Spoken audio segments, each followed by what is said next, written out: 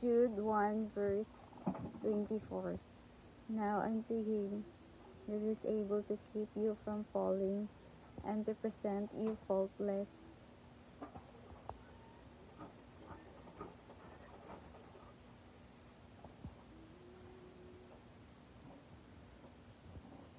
before the presence of his glory with exceeding joy. So that's the message of the Lord for you today, that God is able to save you from falling and he doesn't want you to fall.